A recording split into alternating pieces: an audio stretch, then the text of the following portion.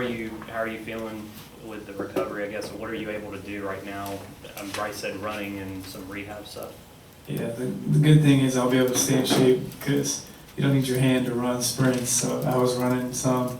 I can't do a whole lot with my hand because it hurts to like catch a basketball and whatnot. But other than that, I can stay in physical shape, which is important. So when I finally do come back in a few weeks, I won't be too far behind conditioning wise.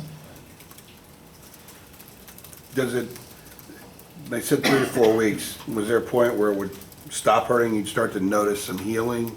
They told you that it would be maybe 10 days, 12 days, or anything like that? Or is it just still hurt like it did 10 days ago?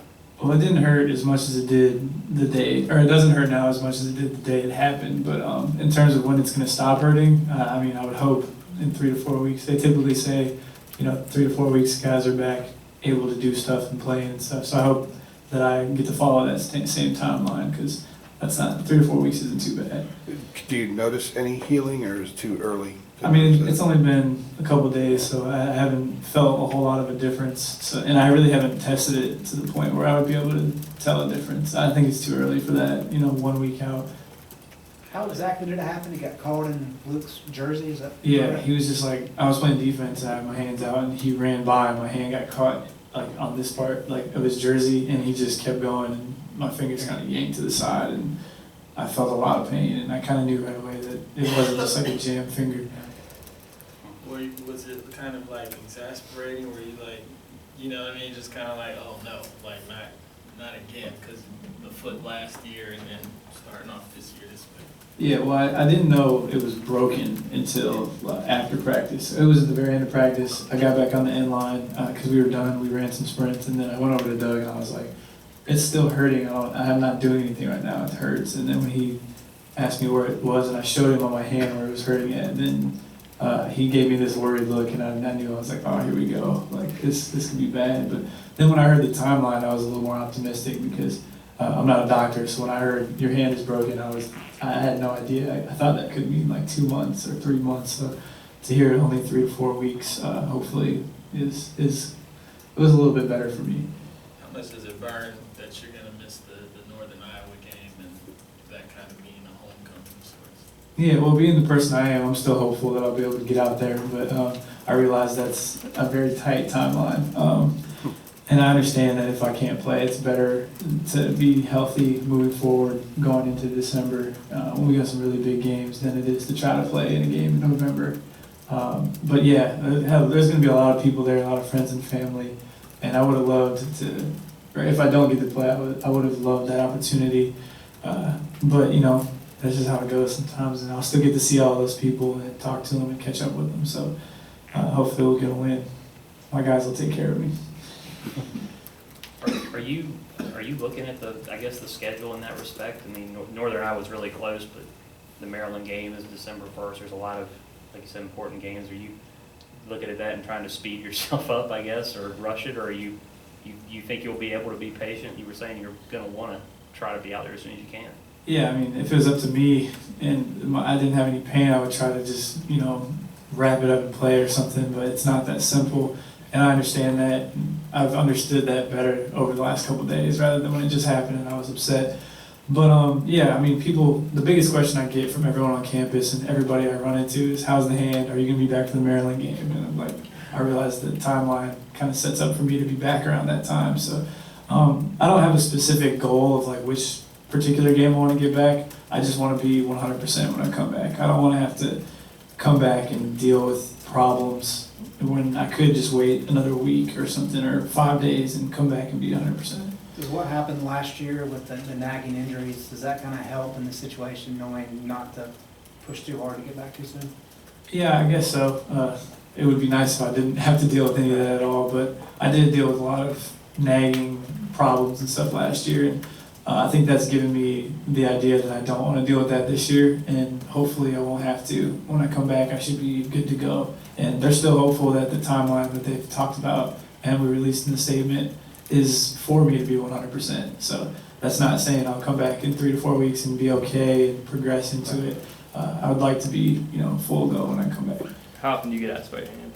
Every person I see. Honestly, I can't go anywhere right now without people, because I mean, there's a wrap on it, and you know, it's bandaged up, so people see it. It's the first thing they ask about people I don't know, teachers, professors. Yeah, it's kind of annoying, but you know, it's expected. You know, I'm walking around with stuff all over my hand. And it's the very beginning of basketball season, so. What's the most like random person to ask you about it? I mean, any. Somebody driving one of like the food trucks around campus today on my way to the gym just stopped and like yelled out the window, like asked me how my hand was doing. So just stuff like that. That's pretty random to me. I was just minding my business, walking to the gym. But yeah, it's cool to see that people care, I guess. I know you're left-handed, but is there anything that you do primarily with your right hand that you can't do now? It's kind of throwing you into the loop. Honestly, no. I'm very dominantly left-handed, and that's reflected in how I play basketball. I don't think it's a secret. I go left 75% of the time, and I'll keep going left till it stops working. But yeah, I've been able to do a lot. It's mostly like little things, like trying to pick stuff up, or if I have something in my hand, just naturally trying to do something and remembering that like I don't have a lot of function in my hand, so I'm figuring it out. The wrap you have on, is there like, is it a soft cast underneath it, or is it just bandaged up, or what? Yeah, there's a clamshell like padding underneath it to protect it from getting hit or from the bone to be moved to move it all, because it's like in place right now. And other than that, it's just wrapped up, and then I have my fingers buddy taped most of the time to prevent again the bone from shifting while it's trying to heal. Marcus, you mentioned at some point last year, I don't remember who it was, about having your jersey and the honored jerseys and the rafters and everything. How much are you motivated by kind of having a legacy, like being looked back on as one of the great players that came through Carolina? I mean, it's extremely motivating to be, even to have a chance to be in that conversation, or to have that be an option, you know, to be looked at as one of those guys is a very great feeling, and it's a testament to, you know, a lot of hours of hard work put in this gym and everything. But yeah, I mean, I'm motivated for a lot of reasons this year. You know, it's my last year, don't get another shot at it. We're preseason #1, that adds extra motivation. You know, I'm hurt, so I have to come back and you know, reassert myself. So that's one of the many reasons, but you know, I don't know. I hope that answered your question. Back to like, you know, people always asking about your hand stuff. What's it like being the starting point guard, senior starting point guard on the #1 team, you know, going on campus and kind of being the figurehead for a program, for a team that's expected to do so many big things? You've been here 4 years and probably experienced a lot of that. What's it like as a 22-year-old? I mean, it's pretty cool. You know, you kind of lose sight of that at times, because you're just worried about, you know, going from class to class, getting your stuff done, coming down here and lifting weights, and you don't really get a chance to zoom out and think about things from that perspective. But now that I'm like hurt and I have more free time on my hand, I guess I have thought about that some, and it is weird seeing how many people care. You know, people come up to me, a bunch of students will come up to me and ask me how I'm doing, and that they're hoping I get back soon and stuff. And that's when you realize, you know, that there's a lot of people that care a great deal about what we're doing and are really behind us. So it's cool. What have you seen out of Joel and Nate specifically in terms of their development and how important it'll be while you're out? Well, they're doing a great job of assuming leadership roles. You know, I've been that guy for the past couple of years, being the vocal one, being the leader and leading by example. But you see Nate, especially, and Joel to some degree, taking more of that leadership role and trying to be more assertive and getting guys that they're supposed to be, and just being more dominant, having a more dominant presence on the floor. Joel's been playing fantastic all preseason. I'm excited to watch him develop, and all the guards, Kenny Williams even, his chances are going to go up tremendously in the next couple of weeks. So getting to see how they mesh and how they progress is going to be really fun, and I think they've come a long way, and this will be good to test them early and to also give them, you know, around 30 minutes a game to have and to get experience, so that when we get rolling, you know, they will have seen everything. Roy mentioned, we asked him who kind of he's looked to step up as kind of fill your role as a vocal leader during practice and in these next few weeks. He mentioned like half the team or almost all the team. Is there anyone that you kind of spoken to? Like, is it Bryce? Is it one of the other point guards that are on the team? Have you taken in the last 2 days, like, hey, like you need to step up, and had any conversations along those lines? I think Coach is right. It's kind of been by committee. You know, everyone's kind of pulled in and realized that, you know, if our guy that is usually, you know, yelling at us and instructing us isn't around, that we just need to all buy in more and just get stuff done. And there's been like a workman-like mentality these past, 4 or 5 days of practice. And it's been cool to see, everybody just do their job. And, you don't really have to have anyone tell you anything when you're clicking and you're doing everything you're supposed to. So I don't think anyone has been particularly more vocal outside of our point guards. Like I said, I talked to Joel and Nate a little bit about being more vocal because it's important in our system. The point guard's got to be an extension of coach on the floor. And Joel's not the most talkative guy anyway, but he's doing a better job of, instructing guys and stepping up and being that guy because, he knows how important it is. One or two more? I asked Bryce the same kind of question, but looking at what happened at the University of Missouri, and you've been talking about how interested people are in the basketball game, what do you see that says about the role of athletics on campus and the impact that athletes can have beyond just playing their game?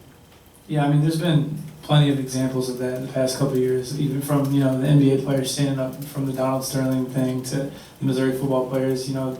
Athletics, especially in football and basketball, have been so huge economically and socially. Like, the school is almost in ways defined by their athletic departments. If you Google or look on UNC's Wikipedia page, there's a men's basketball section. So the influence that we have, is probably rivaled by, just the chancellor and a couple other really, really important people. So to be able to make a statement or take a stand for what we believe is right is very important. People will get behind that. And also, you have to consider the economic factors. If Missouri doesn't play in that football game, they lose a whole bunch of money. So being able to use that to our advantage as players, to be able to speak for something that we believe is right is very cool, and I'm glad they did that. And yet it almost never happens. And I know you mentioned Ron, but it's not a common occurrence. Yeah, it's not always the easy thing to do, to stand up for something like that. We as players, we get here and, we listen to what we're supposed to do. We play the games, we go to class and do everything.